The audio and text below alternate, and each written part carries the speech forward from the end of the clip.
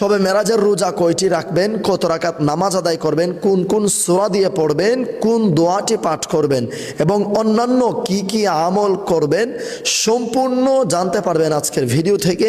তাই না টেনে সম্পূর্ণ ভিডিওটি দেখতে থাকুন। আসসালামু আলাইকুম ওয়া রাহমাতুল্লাহি ওয়া বারাকাতুহু। সুপ্রিয় দর্শক শ্রোতা মণ্ডলী, চলছে পবিত্র মাহে রজব মাস। যে রজব মাসকে বদির মাস বলা হয়, আল্লাহর মাস বলা হয়। জাহিলি যুগের লোকেরা পর্যন্ত যেই মাস আসলে যুদ্ধ বিগ্রহ বন্ধ করে দিত, এটি হচ্ছে রজব মাস। আর এই রজব মাসকে সম্মান জানিয়ে, এই রজব মাসকে মহব্বত করে ভালোবেসে যারা যারা ইবাদত বন্দিগি করবে, আল্লাহ রব্বুল আলামিন এদের জন্যে অফুরন্ত নিয়ামত রেখেছেন, অফুরন্ত রহমত বরকত ফজিলত রেখেছেন।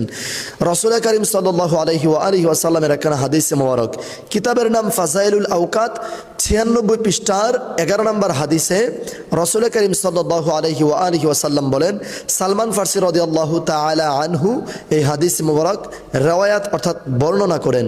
নবীজি বলেন, রজব মাসে এমন একটি দিন রয়েছে যেই দিন রোজা রাখলে 100 বছর রোজা রাখার সমান সওয়াব পাওয়া যাবে।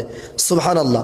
আর এমন একটি রাত রয়েছে যেই রাত্রিতে এক রাত আমল করলে, ইবাদত করলে 100 বছর রাত্রেবেলা ইবাদত বন্দিগি করার সওয়াব পেয়ে যাবে। সুবহানাল্লাহি ওয়া বিহামদিহি সুবহানাল্লাহিল আযীম। সাহাবায়ে কিরাম জিজ্ঞেস করলেন, ইয়া রাসূলুল্লাহ, সেই রাত কোনটি?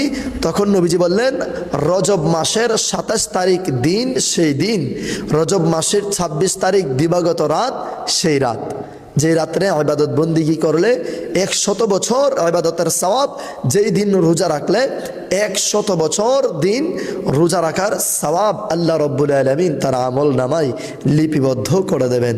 সুবহানাল্লাহি ওয়া বিহামদিহি সুবহানাল্লাহিল আযীম। এবং ফাজাইলুল আওকাত কিতাবের 97 পৃষ্ঠা 12 নম্বর হাদিসে হযরত আনাস রাদিয়াল্লাহু তাআলা আনহু থেকে বর্ণিত, নবীজি করিম সাল্লাল্লাহু আলাইহি ওয়াসাল্লাম বলেন, রজব মাসের 26 তারিখ দিবাগত রাত, যেটিকে সবাই শবে মেরাজ নামে চিনে থাকে, সেই শবে মেরাজের রজনীতে, শবে মেরাজের রাত্রিতে যদি কোনো উম্মত 2 রাকাত করে 12 রাকাত নফল নামাজ আদায় করবে, প্রত্যেক রাকাতে সূরা ফাতিহার পর 3 বার সূরা ইখলাস তথা কুল হুয়াল্লাহু আহাদ, এই সূরাটি 3 বার পাঠ করবে প্রত্যেক রাকাতে সূরা ফাতিহার পর।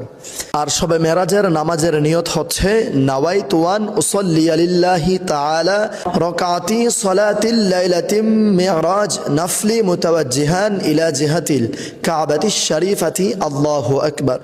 এই নিয়ত যারা পারবেন না, মনে মনে নিয়ত করে নেবেন আপনি শবে মেরাজের নামাজের নিয়ত করছেন, আল্লাহু আকবার। নিয়ত বাঁধার পর সানা পড়বেন, সানা পড়ার পর আউযু বিল্লাহি